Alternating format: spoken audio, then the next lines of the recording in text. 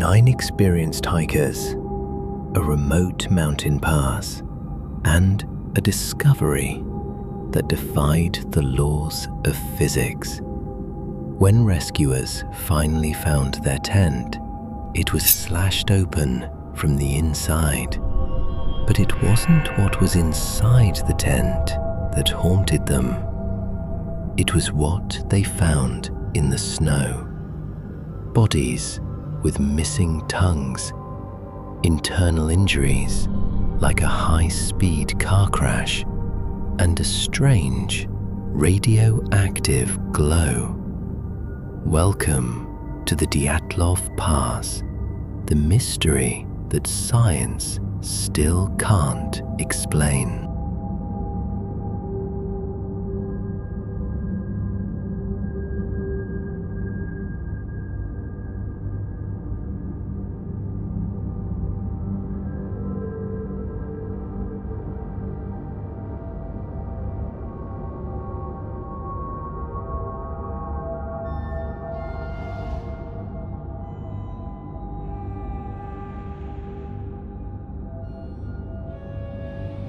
In January 1959, 10 young students from the Ural Polytechnic Institute set out on a journey that was supposed to be a challenge of endurance and friendship.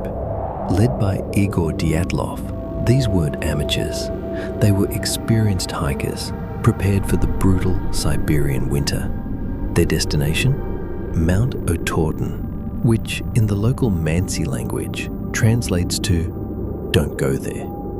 Little did they know, the mountain was about to live up to its name. But then, fate intervened. Yuri Yudin, the 10th member, began suffering from severe joint pain. He couldn't go on. On January 28th, he said his final goodbyes to his friends, hugging them one last time. He watched them disappear into the white horizon, never knowing that his illness was actually a gift. The gift of life. Yuri would spend the rest of his years haunted by one question. Why did he survive while the others didn't?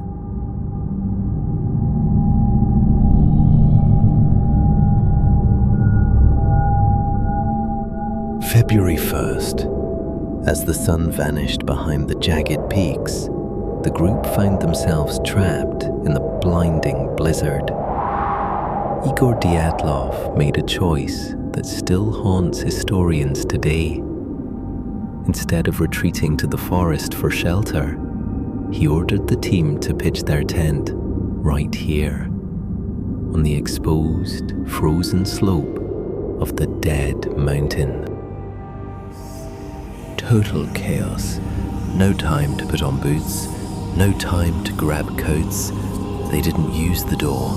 They sliced the tent open from the inside and ran. 9 people fled into a -30-degree night, barefoot and terrified. They weren't just escaping a storm. They were running away from something so horrific, they chose certain death in the snow over staying one more second inside that tent.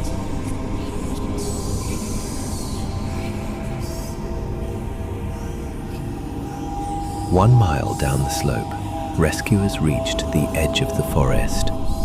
Under a giant cedar tree, they found the first 2 bodies.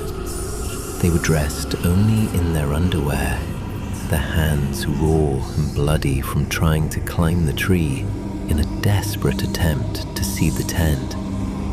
They died of hypothermia, but they weren't the last. The case was closed as abruptly as it began.